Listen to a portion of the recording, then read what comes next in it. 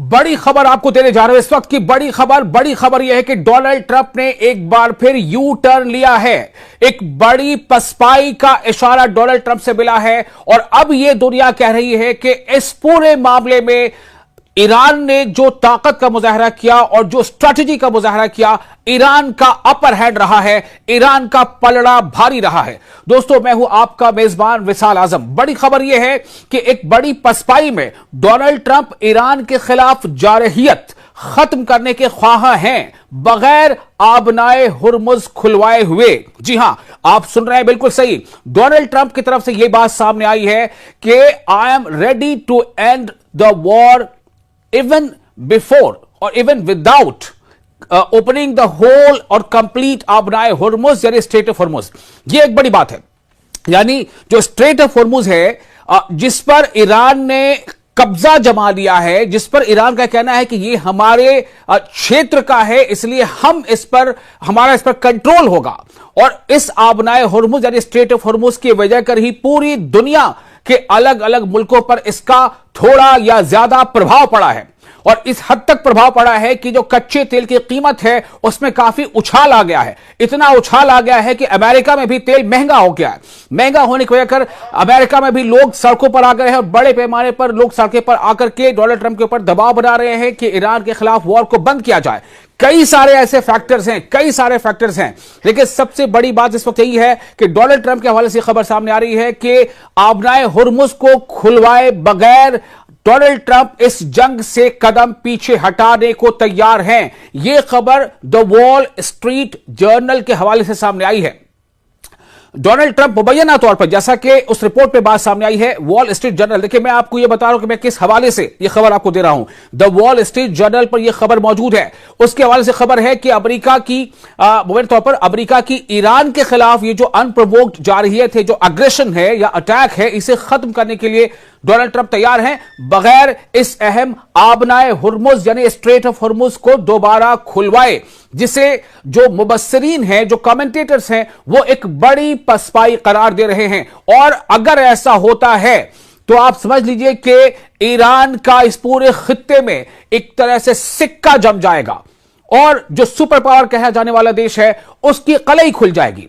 मैंने आपको फिर बताया कि वॉल स्ट्रीट जर्नल को शाया होने वाली एक रिपोर्ट के मुताबिक डोनाल्ड ट्रंप ने अपने मुआवनीन को बताया है कि वो इस जारहियत को, वो इस स्ट्राइक को या वो इस एग्रेशन को समेटने के लिए तैयार हैं, चाहे आबनाए हुर्मुज ज्यादातर बंद ही क्यों ना रहे, यानी स्ट्रेट ऑफ हुर्मुज। क्योंकि उन्होंने यह नतीजा अखज किया है कि इसे जबरदस्ती खुलवाने से जंग 4 से 6 हफ्तों के दौरानिये से आगे बढ़ सकती है। जाहिर है कि चूंकि ईरान इसके लिए पूरी तरह से तैयार है, ईरान की तैयारी बहुत जबरदस्त है, ईरान एक बहुत तगड़ी फाइट दे सकता है। और इसी का नतीजा यह है कि डोनाल्ड ट्रंप को यह लग रहा है कि यह फाइट लंबी खिंच सकती है। ईरान की शायद स्ट्रैटेजी यह है कि ईरान चाहता है कि अमेरिका को इस जंग में लंबा घसीटा जाए, अमेरिका चाहता है कि जंग को कलील मुद्दती रखा जाए, और इसी वजह से डोनाल्ड ट्रंप पर दबाव बढ़ रहा है। रिपोर्ट पर तबसरा करने वाले मुबस्सिरीन ने कहा है कि वॉशिंगटन की जानिब से इस तरह का इनखला ऐसा महसूस होगा जैसे व्हाइट हाउस अपने पहले मौक़िफ़ से पीछे हट रहा हो, खासतौर पर इसके बाद कि डोनाल्ड ट्रंप 12 धमकी दे चुके थे कि अगर इस आबी गुजरगाह को, इस वाटरवे को, इस स्ट्रेट ऑफ हुर्मुज को दोबारा न खोला गया तो नताइज भुगतने होंगे। उन्होंने मजीद कहा कि चूंकि दुनिया की तकरीबन 20% 20% तेल की सप्लाई इसी स्ट्रेट ऑफ हॉर्मुज से होती है, इसी से होकर गुजरती है, इसलिए इसे दोबारा खुलवाए बगैर जंग खत्म करना फतेह की बजाय कुछ और ही लगता है। गुज़िश्ता माह के आखिर में जारहियत के आगाज के बाद से, यानी कि 28 फरवरी को जो अमेरिका और इस्राइल ने एक तरफा जंग थोप दी थी ईरान के ऊपर, और 28 फरवरी को जो हमले का आगाज कर दिया था, उसके बाद से ही तेहरान ने जवाबी इकदाम के तौर पर दुश्मन बहरी जहाजों और उन ममालिक के जहाजों के लिए आबनाए हुर्मुज को बंद कर दिया जो हमला आवरों की मदद कर रहे हैं। यानी एक तो जो सीधे दुश्मनी कर रहे हैं ईरान के नजरिए से, यानी अमेरिका और इस्राइल, और इसके अलावा वैसे भी मुल्क जो अमेरिका या इस्राइल का इस पूरे मामले में साथ दे रहे हैं, उनके जहाजों को भी यहां से गुजरने से ईरान ने रोक रखा है। और कुछ एक जहाज गुजरने की कोशिश जब की गई तो उसे हिट किया गया, तो जिसके बारे में वसी पैमाने पर रिपोर्ट किया गया है कि इसने कई मुखालिफ रियासतों पर शदीद दबाव डाल दिया है।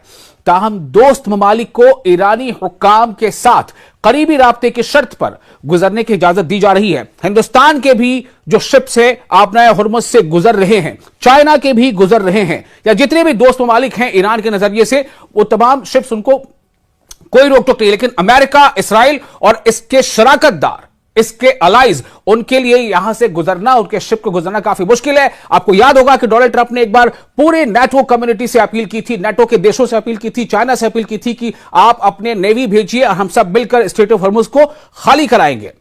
यानी वो ईरान के खिलाफ एक तरह से जंग में कहीं ना कहीं सबको शामिल होने की दावत दी थी, जिस पर तमाम मुल्कों ने टाटा बाय बाय कर दिया था। डोनाल्ड जी, ये आपकी जंग है, आप लड़े, हमारी ये जंग नहीं है। नेटो के तमाम देशों ने कह दिया, चाइना से तो आप ऐसे भी तवक्को नहीं कर सकते थे। एक ताजा जानकारी आपको दे दें, स्पेन ने तो मना कर ही रखा है, स्पेन ने तो किसी भी तरह से वो शामिल नहीं है। स्पेन ने अपना एयर स्पेस भी इस्तेमाल करने से मना किया है अमेरिका को, अपने एयर स्पेस को भी इस्तेमाल नहीं करने दिया स्पेन ने। और उसके बाद इटली ने यह कह दिया है कि वो अपने बेसेस को ईरान पर हमला करने के लिए अमेरिका इस्तेमाल करे, ऐसा नहीं होने देगा। इटली अमेरिका को अपने बेसेस ईरान पर हमले के लिए इस्तेमाल नहीं करने देगा, यह ताजा जानकारी है। तो ऐसे कई वजूहात हैं कि डोनाल्ड ट्रंप ने शायद अपने कदम पीछे हटाने का इशारा दे दिया है।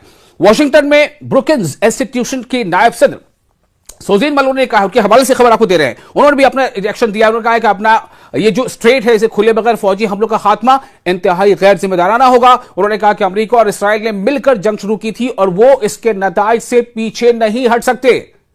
उन्होंने मजीद कहा कि तवानाई यानी एनर्जी की मंडियां बुनियादी तौर पर आलमी होती हैं और अमेरिका को इस माशी नुकसान से अलग रखने का कोई इम्कान नहीं जो पहले ही हो रहा है। और अगर आबनाए हुर्मुज, अगर स्ट्रेट ऑफ हुर्मुज की बंदिश जारी रही तो कई गुना बढ़ जाएगा। दरअसल एक और अहम बात है, एक तरफ से खबर यह आ रही थी कि अमेरिका जो है ग्राउंड इन्वेजन करना चाहता है, हो सकता है प्लानिंग कर ही रहा हो, प्लानिंग तो हो रही है लेकिन उसका एग्जीक्यूशन होगा कि नहीं, इस पर सवाल है।